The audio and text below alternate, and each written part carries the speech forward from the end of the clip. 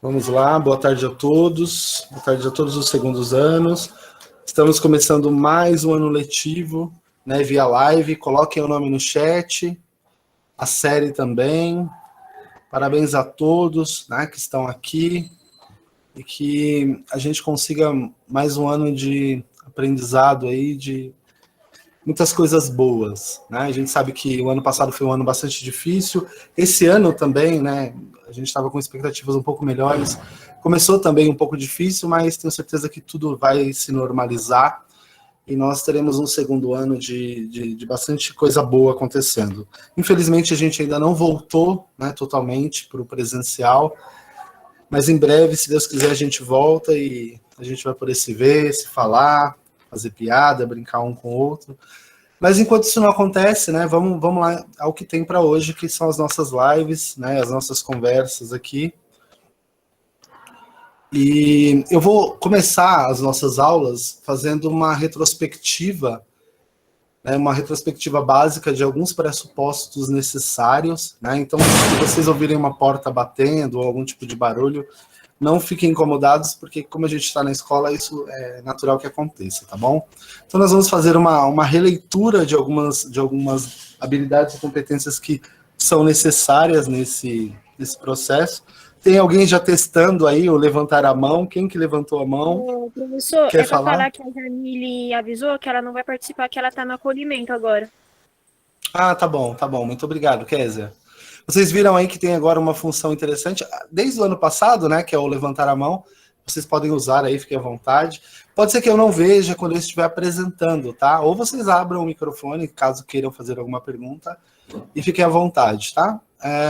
Embora seja na modalidade live, eu estava com saudade desse momento, né, da gente participar, da gente conversar, da gente ter esse momento de aula. Eu acho que ele é bastante significativo para todo mundo, e se a gente tocar a coisa com seriedade, a gente vai ter, né, vocês, sobretudo, quando terminarem o ensino médio, terão uma ótima formação, uma formação muito boa. Por enquanto, tem uma novidade, né, eu não sou mais o professor de sociologia de vocês terão um novo professor, então eu darei filosofia, o professor Paulo, que é o professor novo, dará sociologia, e o professor Ari continua com história também, tá bom? Então vocês terão mais um professor agora de ciências humanas, para ajudá-los nessa empreitada que vocês têm aí pela frente, tá? Então eu vou colocar para apresentar aqui, e aí a gente já entra aqui na filosofia de um pré-socrático. É importante que vocês tenham em mente que a aula de hoje ela é uma retomada de conteúdo do ano passado, numa certa medida, tá? E aí eu vou problematizar algumas coisas com vocês aqui. Eu espero que seja uma aula curta, não vou, espero pelo menos, né, me alongar aqui. Nossa, que legal. Eu mesmo levantei a mão. Boa tarde. Boa tarde. Vocês conseguem ver minha tela? Já aparece para vocês? Sim, ainda sim, não? sim. Beleza. Ainda não. Bom, para mim tá aparecendo. Vocês conseguem ver o slide, pelo menos? Está aparecendo? Não. Sim. Não. Para mim tá. Agora apareceu. Agora apareceu. Acho que é por causa da internet. Beleza, galera, vamos lá. Então, hoje nós vamos falar de um filósofo pré-socrático. O que é um filósofo pré-socrático? Como o nome já diz, é obviamente alguém que veio, né, historicamente, numa linha histórica, antes de Sócrates. Sócrates é considerado um dos principais pensadores da filosofia, porque Sócrates ele tira o olhar da filosofia dos fenômenos naturais e volta esse olhar para dentro de si mesmo, para dentro do homem, né? Então você tem aquelas máximas bastante conhecidas, né?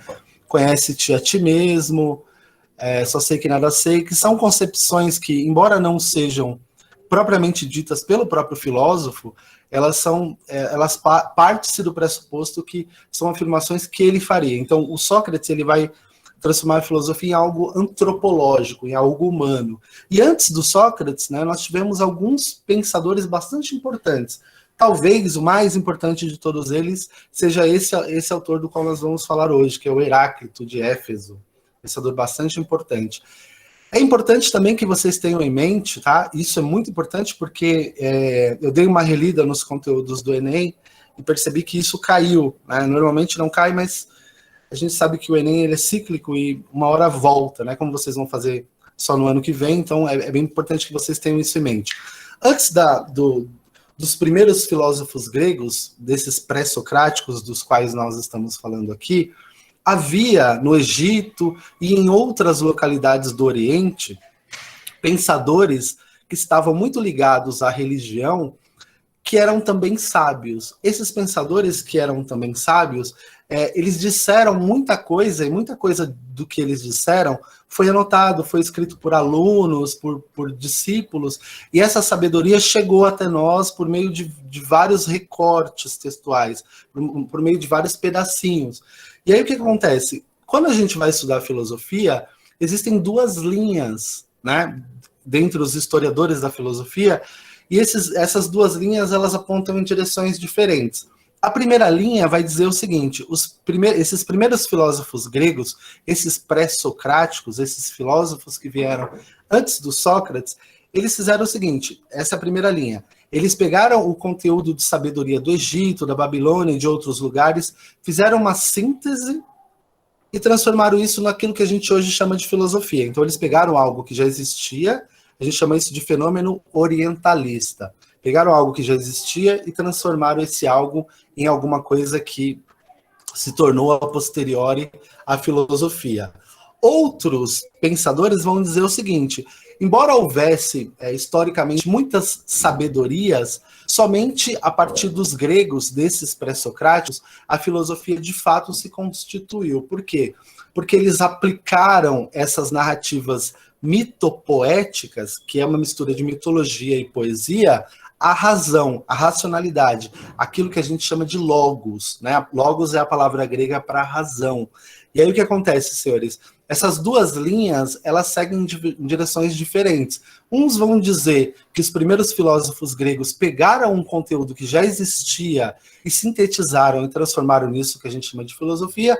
Outros vão dizer que, embora esses conteúdos anteriores existissem, foram os gregos que transformaram isso em filosofia de fato, porque eles aplicaram o logos, eles aplicaram a razão, eles abriram mão de uma perspectiva mitológica e religiosa e passaram a configurar o modo de pensar deles a partir da realidade. Daí que, isso eu já disse numa aula ano passado, não sei se vocês se recordam, mas daí que os pré-socráticos, esses filósofos que nós conhecemos como pré-socráticos, também são conhecidos como filósofos da física, ou fisicistas, né? Porque a física moderna que nós conhecemos até então não existia. Então, é importante que vocês tenham em mente que havia duas narrativas, e essas duas narrativas, elas se configuram como dois pontos de partida bastante importantes. A narrativa que conta a origem e a origem que conta a narrativa. Então, em certa medida, de um lado, do lado dos orientais, diziam, isso que vocês chamam de filosofia já existia. Os gregos só deram uma arrumadinha só, mas já estava lá. O outro lado, que é o lado que vai tratar do fenômeno grego, né, do milagre grego, vai dizer o seguinte: existia em vários lugares, mas sem os gregos isso não existiria, porque os gregos aplicaram a dialética racional ao conhecimento e transformaram e deram a esse conhecimento uma outra cara. Essas duas linhas são muito importantes, tá? Esse é o primeiro passo daquilo que vocês precisam saber. O outro passo, e esse também é bastante importante, é que, independentemente de qual seja o lado, se for o oriental ou o grego, né, o orientalismo ou o milagre grego, de algum modo, a filosofia ela é uma saída bem gradativa, uma saída bem lenta da perspectiva que os humanos tinham da mitologia. Então, todas as coisas elas eram explicadas comumente por meio dos mitos e das religiões. A partir dos gregos, em certa medida, essas explicações mitopoéticas, essas explicações mitológicas, digamos assim, elas foram sendo combinadas com explicações mais racionais e mais observacionais. O que isso quer dizer, professor? Quer dizer que a filosofia ela é um adentramento na razão. A narrativa religiosa e mitológica ela continua existindo, mas com a filosofia, ela vai se organizando de modo a se tornar um pensamento independente dos deuses. Né? E vocês lembram, no ano passado a gente viu até um pouco exageradamente o mito da caverna do Platão, né? Daqueles homens que estavam acorrentados no fundo da caverna e que saíam, né? Um deles sai e vê as luzes, né? Ele enxerga as luzes. Aquele período de obscuridade, aquele período nas sombras, pode simbolizar também o período histórico em que os homens acreditavam que as respostas estavam dadas pelas mitologias. Quando aquele homem sai em direção à luz, ele encontra o logos, ele encontra a razão, ele encontra a verdade, a aletheia, né, que vai desvelar para ele o que é o real. Então, nesse sentido, senhores, é bastante importante que vocês tenham isso em mente, que a filosofia, ela é o nascimento da filosofia dar-se com a saída da concepção mitológica de mundo, da concepção religiosa. Não quer dizer, porém, que quando esses primeiros filósofos adentraram a filosofia, eles abriram mão da mitologia e da religião. Não, eles não abriram mão, mas eles começaram a tentar, de alguma forma, organizar os pensamentos precedentes, de modo a torná-los mais palatáveis e mais racionais. E o Heráclito, que é o autor que nós vamos tratar hoje, ele é um dos pensadores que vai fazer isso. Né? Ele vai pegar esse conteúdo pré-existente e vai, de maneira racional, dar a ele uma cara, né, com um aspecto mais filosófico. Tem uma frase que é muito atribuída ao Heráclito, e é muito importante, que é essa que está na tela, né? Tudo flui. Né? Todas as coisas estão a fluir o tempo inteiro. Embora a gente atribua essa frase ao Heráclito, quem falou isso acerca do Heráclito foi o Platão. E aí, como fazia sentido dizer que o Heráclito também disse, porque de certo modo ele também diz, a gente atribui essa frase ao Heráclito. Então, para o Heráclito, todas as coisas estão fluindo.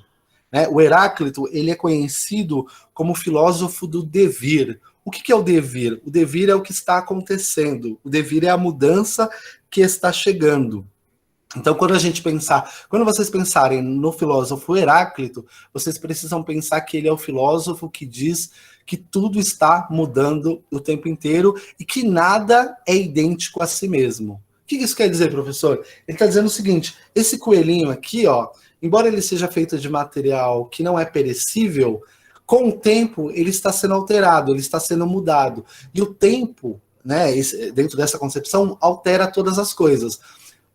Para algumas coisas, a mudança ela é mais ligeira, para outras coisas, a mudança é mais demorada, mas tudo muda. Todas as coisas estão em constante mudança. Tá? Essa é a perspectiva do Heráclito, essa é a principal perspectiva do Heráclito. Então, quando cair alguma coisa no vestibular sobre o Heráclito, a primeira coisa que tem que vir à mente de vocês é: esse é o cara que diz que tudo muda.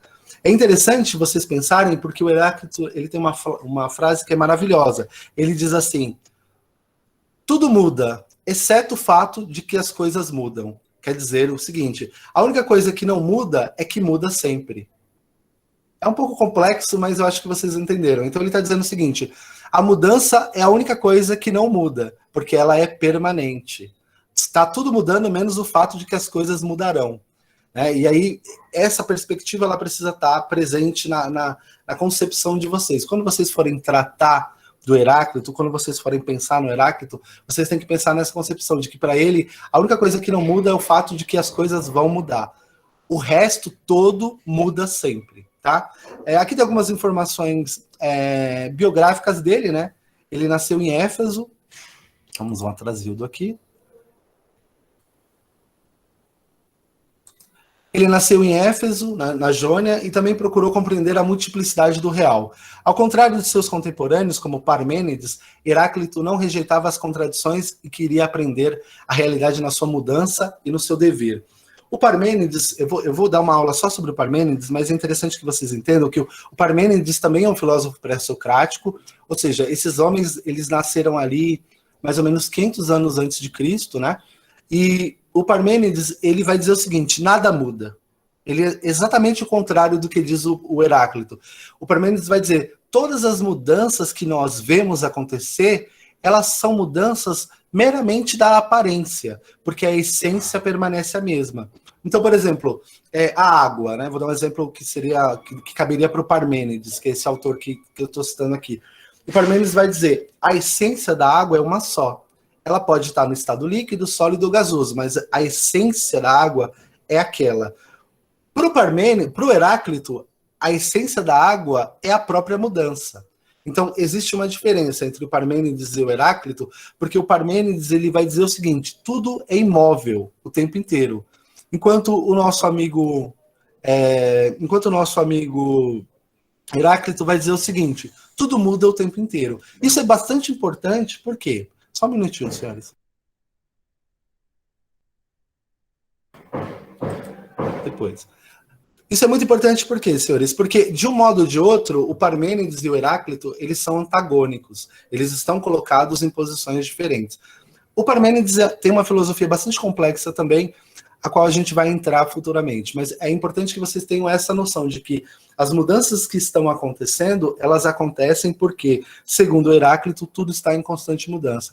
E por que o Heráclito chegou a essa conclusão, senhores? Ele chegou a essa conclusão porque os filósofos pré-socráticos, eles deixaram, como eu disse no começo da aula, de observar, eles deixaram de observar as explicações religiosas e passaram a olhar para o mundo, para os fenômenos naturais. E enquanto olhava para os fenômenos naturais, o Heráclito chegou à conclusão de que, ao observar tudo, eu só percebi que uma coisa está acontecendo e que essa coisa que está acontecendo, ela não pode ser contradita, ela não pode ser negada. Qual que é a coisa? Que tudo está em constante mudança. Senhores, percebam, o Heráclito ele disse isso há 2.500 anos atrás. E ainda hoje, essa concepção heraclitiana ela é válida quando a gente vai pensar, por exemplo, na ciência. Né? Então, por exemplo, eu coloco uma sementinha de feijão lá na areia, na terra, né? Na areia não, na terra, e eu vou lá, por um momento, coloco um pouquinho de água, daqui a pouco aquela sementezinha ela vai brotar. E aquela sementezinha vai deixar de ser semente e vai passar a ser uma plantinha. Então, esse é o pressuposto do Heráclito, que as coisas estão em constante mudança. Se fosse o Parmênides, ele ia dizer o seguinte: tudo bem, mas dentro da sementezinha estava a árvore. Então a essência é a mesma, tá? Então eu vou falar um pouquinho sobre o vir a ser, tá? Que é um conceito presente no nosso amigo Heráclito. Ele diz assim, ó, baseado, não ele, né, mas o Hegel, que é um filósofo alemão bastante importante, ao explicar o conceito de devir, que está presente no Heráclito, porque ele é o filósofo do devir. O devir é o quê? É a mudança que chega. Ele diz assim: o devir é a verdadeira expressão do resultado de ser e nada. Como unidades destes, não é só a unidade do ser e do nada, mas é a inquietação em si. Eu não sei se vocês se recordam, mas a gente teve uma aula ano passado em que eu expliquei o que é o ser e o que é o não ser. O ser é tudo que existe e o não ser é aquilo que não existe. Então, o que é o devir? O devir, o futuro, obviamente, ele ainda não existe, mas existe a expectativa acerca do futuro. Né? E essa expectativa acerca do futuro que altera o tempo presente, que muda a realidade do tempo presente, para os filósofos clássicos, é isso que a gente chama de devir. Normalmente as pessoas chamam de futuro. Né? Então, por exemplo, que é o vir a ser. A pessoa diz assim: daqui a 5 anos eu não serei mais esse que sou. Eu serei uma pessoa que tem diploma, eu terei um novo emprego, eu morarei em outro país. Percebam, senhores, daqui a tantos anos eu serei algo diferente do que eu sou agora. Futuro. Na filosofia, essa noção de futuro, ela se configura melhor como devir ou como vir a ser. Então, aquilo que não aconteceu ainda, quando acontecer, trará consigo a mudança. Tá? Então, por isso que o Heráclito é conhecido como pensador do devir. Para ele, esse futuro, entre aspas, esse novo que chega, é o que reifica o velho que existe. Tá? Então, nada pode escapar do devir. Nada pode escapar desse futuro. Por quê? Porque o tempo está passando, então você não consegue escapar disso, tá bom? Eu falei para o Ari que hoje a gente teria uma aula bem light. Espero que vocês estejam entendendo. E aí, eu peguei um recorte aqui da Marilena Chauí para a gente discutir um pouquinho sobre ele, tá? A Marilena pergunta, né? Mas o que é o Logos? Lembrem, senhores, o Logos é a razão, né? E aí ela responde: é a physis ou fogo primordial que arde eternamente, que significa identificar physis e logos. Physis é o corpo, é a matéria, tá? É aquilo que existe materialmente. E logos é aquilo que é racional. Então, quando eu olho, por exemplo, para uma determinada... Vou dar um exemplo meio rudimentar aqui, mas imagine que eu olhei para uma determinada casa o ano inteiro. Uma casa azul. E aí começou esse ano, eu passei em frente a essa casa, e essa casa tá verde. Digamos que o dono tenha bom gosto e seja palmeirense. E aí agora a casa dele tá verde. O que acontece?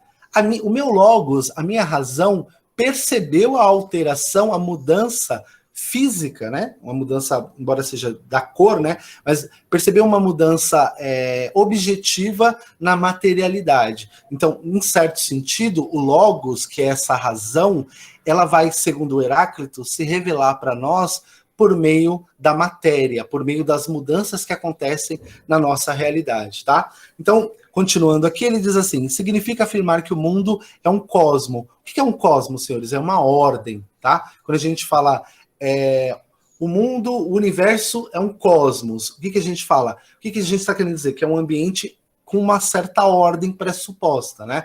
Então, significa afirmar que o mundo é um cosmo, é dizer que ele tem uma ordem racional, porque seu princípio, a sua arqué, senhores, é a origem. Arqué vem de arqueologia, de arquétipo, né, de origem. Então, significa dizer que a sua origem e a sua matéria é a própria razão. O que o Heráclito está dizendo aqui, a partir da pensadora Marilena Chauí? Ele está dizendo o seguinte, de algum modo, a origem das coisas e a maneira como as coisas se revelam materialmente, a partir da sua materialidade, só são percebidas pela razão que há em nós, pelo logos que há em nós. Mas esse logos, ele não está só em nós, ele está também no mundo que se revela. Tudo bem, senhores? Eu não sei se está sendo claro, eu não sei se eu estou indo muito rápido, mas a ideia é mais ou menos a seguinte. Quando eu olho para o mundo e vejo a mudança, eu só consigo ver a mudança, primeiro, porque essa coisa tem uma origem que é diferente do estado em que ela está agora, e porque essa coisa tem uma forma física, que pode ser percebida por meio da minha razão, por meio da minha observação, por meio da minha análise. Então, nesse sentido, o logos, ou seja, a razão, ela serve para que eu perceba essa mudança, porém, essa razão não está só em mim, ela está também na ordem do mundo, ela está também no modo como o mundo se configura. Tudo bem, senhores? E aí eu vou ler mais um fragmento aqui, e aí eu vou entrar aqui numa parte que é bastante complexa, tá? Mas eu sei que vocês, como alunos do segundo ano, são muito aptos para conseguir entender essa parada aí. Vamos lá, ó. Diz assim, senhores. Todas as coisas mudam sem cessar. E o que temos diante de nós, em dado momento, é diferente do que foi há pouco e do que será depois. Essa frase é muito importante, não se esqueçam dela jamais, tá? Nunca nos banhamos 2 vezes no mesmo rio, pois na segunda vez não somos os mesmos e também as águas mudaram. Esse trecho do Heráclito aqui, ele é muito importante.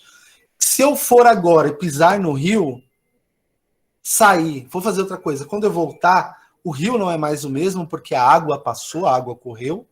Eu não sou mais o mesmo porque eu fui alterado pelo tempo. Então percebam, senhores, eu nunca mais vou poder me banhar no mesmo rio. Não só porque o rio mudou e porque a água correu, mas porque eu também fui alterado pelo tempo. Então nós, segundo o Heráclito, nunca podemos nos banhar 2 vezes no mesmo rio, porque você mudou. Então imagine o seguinte, você toma banho todo dia naquele rio que você está acostumado, naquela piscina, enfim, qualquer lugar que você esteja acostumado. Daqui a 2 anos, você passa 2 anos sem fazer isso. Daqui a 2 anos, quando você for fazer, embora esteja no mesmo lugar, a experiência já vai ser outra. Aquela água evaporou, aquela água foi embora, é outra água, e você também não é mais a mesma pessoa. Pode ser que você nem ache mais graça em fazer aquilo que você fazia, porque você mudou. Eu não sei se dá para dar esse exemplo, mas não sei se já aconteceu com vocês, de vocês gostarem muito de fazer uma determinada coisa, e à medida que vocês foram ficando mais velhos, vocês foram deixando de gostar. Mas aquela coisa parece ser ainda muito legal, mas você não tem mais esse encantamento por aquela coisa. Por que isso acontece, senhores? Porque vocês não são mais os mesmos, né? Cada um de vocês, segundo o Heráclito, é outra pessoa daqui a 10 minutos. Daqui a 20 minutos. Por quê? Você já aprendeu uma coisa nova, o seu corpo já absorveu nutrientes, ele já se alterou, você já respirou, o mundo já mudou, o tempo já passou. Então, você é só uma sombra daquilo que você foi. E o Heráclito, ele tem uma frase que eu até anotei aqui, que eu acho maravilhosa, que ele diz assim: nada permanece idêntico a si mesmo. E é aí que o devir entra. Então, essa garrafa, embora amanhã, quando eu a observar, ela pareça ser a mesma garrafa de hoje, ela não será mais a mesma garrafa, porque de maneira muito gradual e muito lenta, ela sofreu alguma mudança. E eu também. Então, nesse sentido, as coisas não são mais as mesmas. Tudo bem, senhores? Então, é muito importante. Quando vocês ouvirem a palavra Heráclito, vocês precisam pensar nisso. É um filósofo pré-socrático. Todo filósofo pré-socrático olhava para o mundo para tentar entender a mecânica do mundo a partir da observação. Quando Heráclito olhou para o mundo, ele disse: tá tudo mudando constantemente. Olhei aqui, dei uma observada cabulosa, e a única coisa que eu posso dizer acerca do mundo é que ele não é mais o mesmo de quando eu comecei a olhar para ele. E eu também não sou mais o mesmo. Alguma coisa mudou no mundo e em mim que fizeram com que tudo seja diferente, tá? Isso é bastante importante e isso é bastante primordial. Então, para o Heráclito, a razão ela vai demonstrar essa mudança, mas não é só isso. Ele vai dizer o seguinte: essa mudança ela vai se dar nos antagônicos. O que isso quer dizer? Que as coisas elas mudam e elas se chocam, elas se antagonizam. Eu vou ler um trecho para vocês aqui de um livro bastante importante chamado Introdução à História da Filosofia. Tem aqui na biblioteca, tá? Inclusive esse é da biblioteca. E eu vou ler um trecho para vocês de uma síntese que a pensadora faz da filosofia do Heráclito, que a mim parece muito útil, talvez para vocês também. O Heráclito está pensando o seguinte: se uma coisa é alta, para que essa coisa alta exista, é necessário que coisas baixas também existam. Se uma coisa é quente, ela por si só ela não vai continuar quente se não houver a frieza, que é o contrário, que é o antagônico, que é o contraposto. E aí eu vou ler para vocês. Diz-se assim, ó, na página 81. O úmido seca, o seco umedece, o quente esfria, o frio esquenta.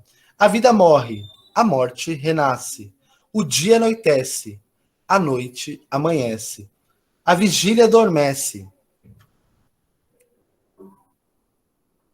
Vou repetir aqui. A vigília adormece, o sono desperta. A criança envelhece, o velho se infantiliza. O mundo é um perpétuo nascer e morrer, envelhecer e rejuvenescer. Tudo muda, nada permanece idêntico a si mesmo. O movimento é, portanto, a realidade verdadeira. As coisas estão em constante mudança, segundo Heráclito, e se não houver essa mudança, já deixou de existir.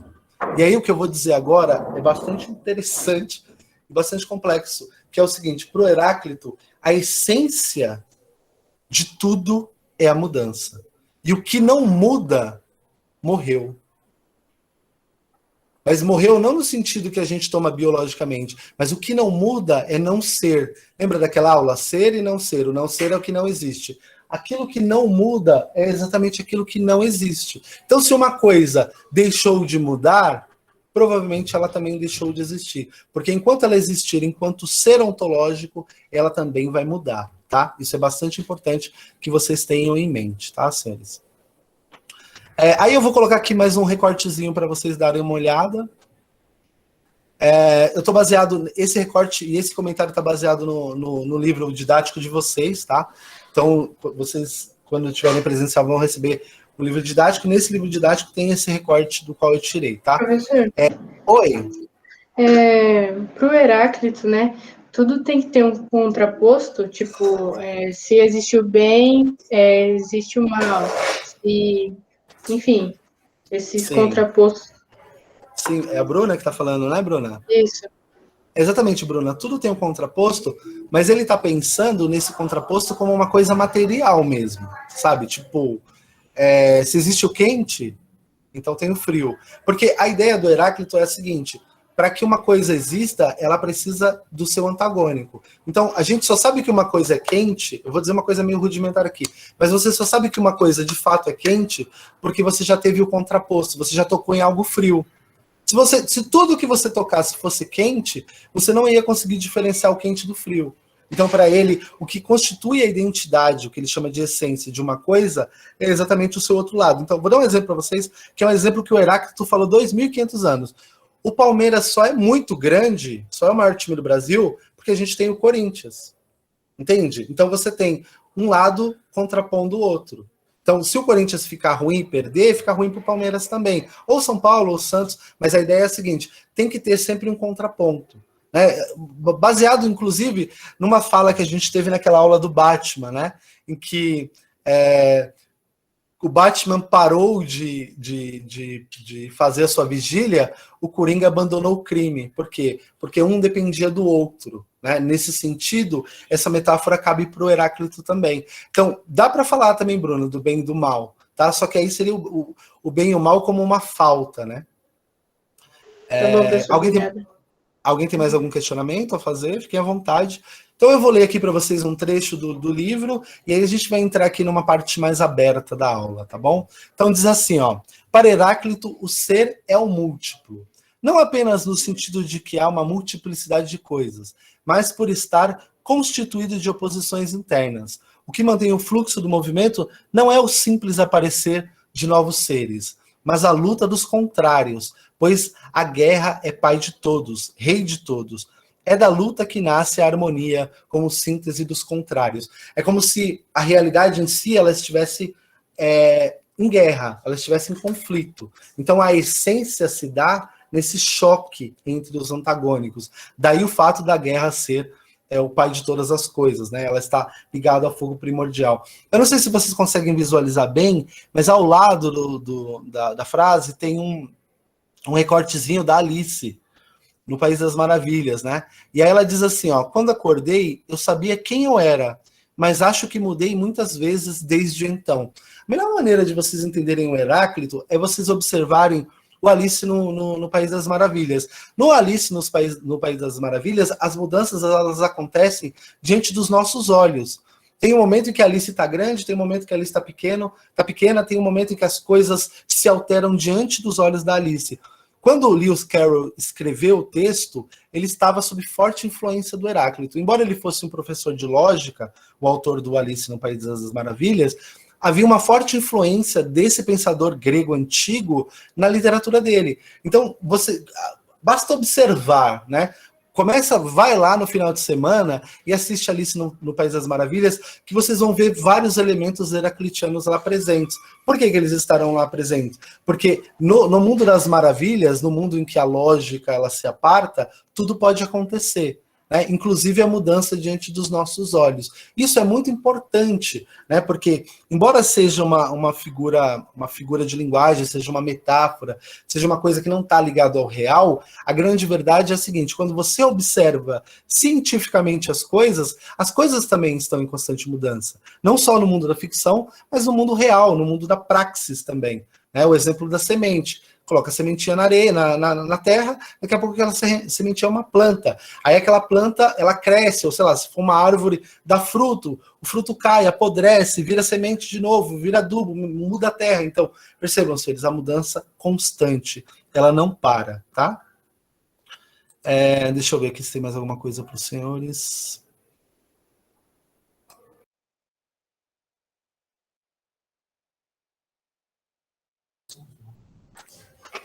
Pessoal, o professor Ari está por aqui. Eu vou pedir para ele dar um oi para vocês.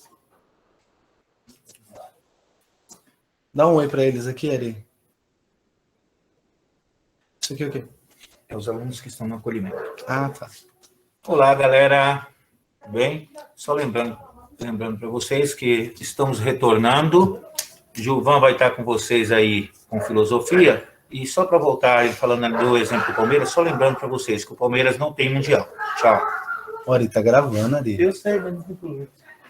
Palhaçada, né? A gente dá um pedaço da aula pro professor e o professor, o negócio tá gravando. Palhaçada ali. Pessoal, tem alguns alunos que o Ari me passou a lista que estão no acolhimento aqui, tá? Você já tinha me avisado que alguns estavam no acolhimento, mas eu recebi a lista aqui também, tá bom? Então, essas pessoas que estão no acolhimento, elas vão assistir a aula posteriori, tá? Então, senhores, está entendido até aqui para a gente se encaminhar para o final, porque eu falei que seria uma aula curta e precisa ser uma aula curta. Então, Outra coisa importante para o Heráclito, eu não ia entrar nisso, mas é importante que ele vai dizer assim, no múltiplo, na multiplicidade de coisas que se antagonizam, você tem a configuração do uno. Isso quer dizer o seguinte, que para que uma coisa seja, é preciso que ela seja composta de várias outras coisas. Tá? Eu vou dar um exemplo que não cabe totalmente, mas que talvez ajude. Quando você pega um bolo para comer, né, você está ali comendo aquele bolo, na hora você não pensa que aquele bolo é a somatória de farinha, açúcar, ovo, fermento e um monte de outras coisas. Então, aquele pedaço de bolo, aquele pedaço de bolo, ele é a consequência de vários outros elementos que o configuram. No caso do Heráclito, a única diferença palpável aí é que para ele esses ingredientes estariam em efusão, eles estariam em conflito, tá? Essa seria a mudança primordial nesse exemplo que eu dei para vocês, tá? E aí você vai ter também um recorte do Heráclito dizendo que o fogo ele é o exemplo contumaz da sua própria filosofia. E aí, para vocês entenderem a noção do fogo, imaginem, por exemplo, uma vela. Uma vela num lugar onde não está ventando. Então você tem ali a vela, né? Olha o coelhinho da Alice, ó. Falar nisso, ele está aqui, eu acabei esquecendo de mostrar para vocês. Então você tem uma vela acesa, e aí a chama da vela ela está totalmente apagada, ela totalmente parada, na verdade. Só que o tamanho da vela vai diminuindo à medida em que o tempo passa. Mas a chama parece que ela está incólume, parece que ela está estática. O que está acontecendo naquele momento? A cera da vela está se transformando em fogo e o fogo está se transformando em fumaça. Basicamente, esse é o exemplo para vocês entenderem essa noção do Heráclito com relação ao fogo. O fogo, ele traz as coisas à sua essência. Então, uma vez que você consegue aproximar o fogo de uma determinada matéria, a essência daquela coisa ela se manifesta através do fogo. Tá? Então, basicamente, para o Heráclito, é no fogo que essa contradição acontece. Tá? O fogo ele é o elemento primordial. Lembrando que para os pré-socráticos, elementos da natureza eles são indispensáveis. Então você vai ter Tales de Mileto, ele vai dizer, olha, o elemento indispensável é a água. Outros vão dizer é o ar, a terra. Cada um tem outros filósofos vão dizer é o átomo. Cada filósofo vai dizer que é alguma coisa, algum tipo de materialidade que é o elemento primordial da Terra, tá?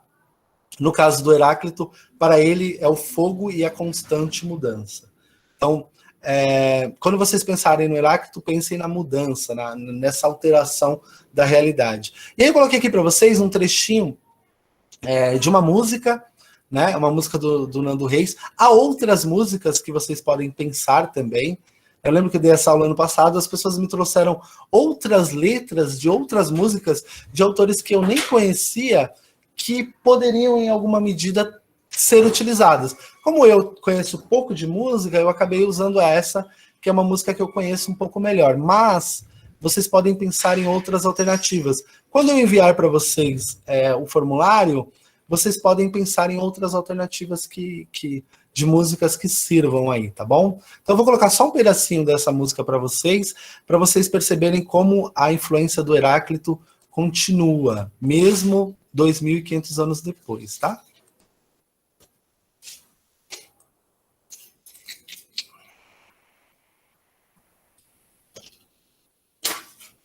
A gente já está se encaminhando para o finalzinho da aula, tá bom?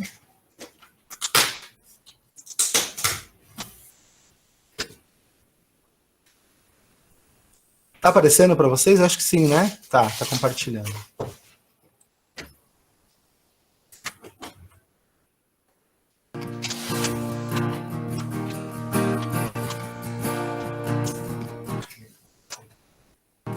E essa música eu dedico para um amigo meu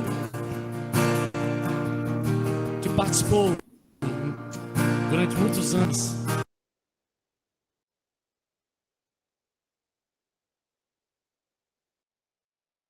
dessa festa. Nelson, essa vai pra você. Eu não cabe mais nas roupas que eu cabia. Eu não encho mais a cara com alegria. Os anos se passaram enquanto eu dormia. E quem eu queria bem me esqueci.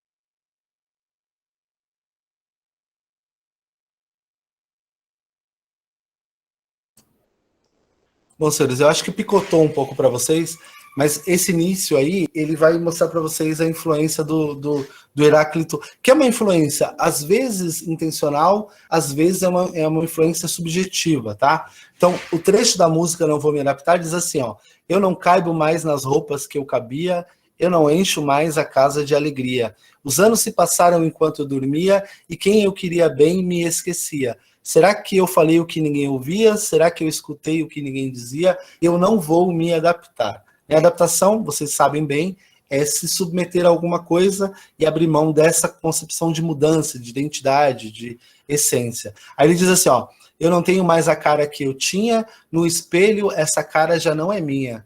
Mas é que quando eu me toquei e achei tão estranho, a minha barba estava desse tamanho. Já foi maior, tá, pessoal? Então, num certo sentido, senhores, essa concepção filosófica do Heráclito, embora, como eu disse para vocês, ela seja muito antiga, ela seja milenar, e o Heráclito também foi influenciado, como eu falei no começo da aula, por outros pensadores que vieram antes dele, essa noção de que tudo está em constante mudança, ela continua exercendo um certo poder, né?